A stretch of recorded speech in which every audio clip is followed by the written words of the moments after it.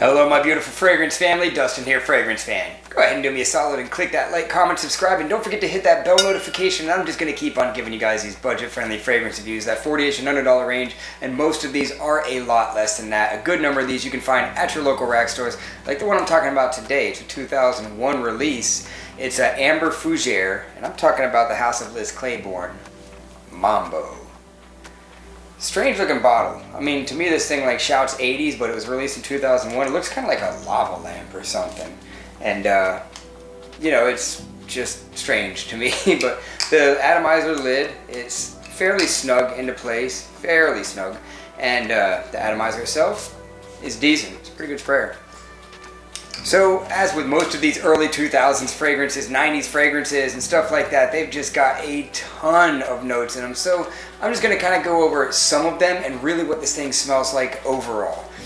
So, in the top, there's bergamot. There's a couple different citruses. I'll just say that. There's some citruses, there's some florals in the mid, such as rose.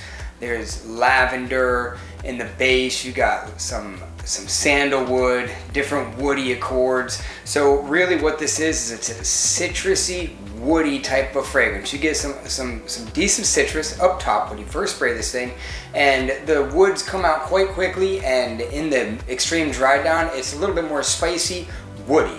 So I forgot to mention that. It's a spicy, citrusy, woody, somewhat musky kind of a fragrance. The presentation on this, me as with I feel like a lot of other human beings tend to judge books by their cover, and I did that with this one. So I didn't pull the trigger on it for a long time. I just thought this thing was going to be screaming old man, powder and mothballs or something like that.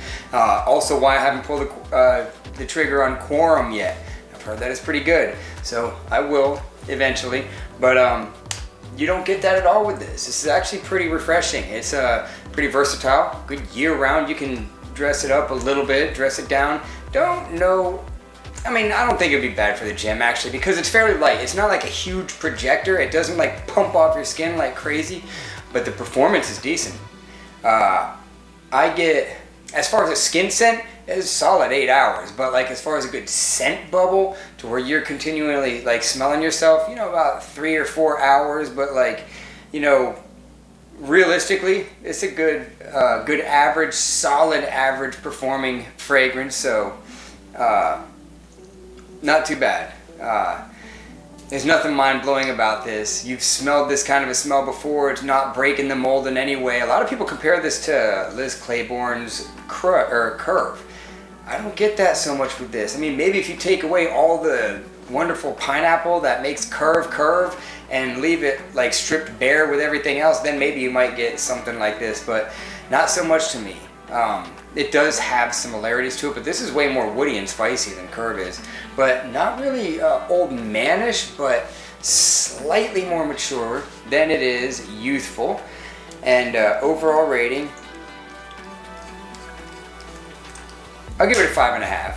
I'll give it a 5.5. I wanted to say 5, but I'll give it a 5.5 because I really was enjoying the way that I smell. I wore it today to work. I've worn this thing several times, but today particularly, I just sprayed it on real good and just let it ride out just to see what the whole performance would be like today. And you know, I was really enjoying it. So 5.5. Like I said, very versatile. You can somewhat dress this thing up or just do whatever with it. It's a good dumb reach fragrance, but it's not gonna be for everybody. And the reason why I say that is because it's pretty woody and somewhat spicy, and a lot of people aren't into that kind of thing. So if you like your common everyday freshies and stuff that's like super inoffensive, that's not this, though this is a pretty inoffensive fragrance, and I would even say office friendly.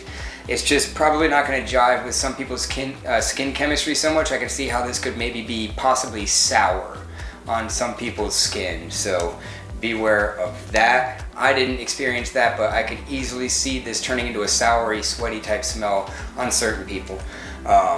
Just depends. You might be one of the unlucky ones. You might be one of the fortunate ones where it just smells great on you. But regardless, not a bad fragrance. Not something that you need to necessarily run out and buy, but it's okay. It's not bad at all. So I'm not regretting buying this. I'm kind of glad that I did. And yeah, that's my final thoughts on Liz Claiborne's Mambo. With that, I'm out. Y'all be blessed. Take care of yourself always. And until next time.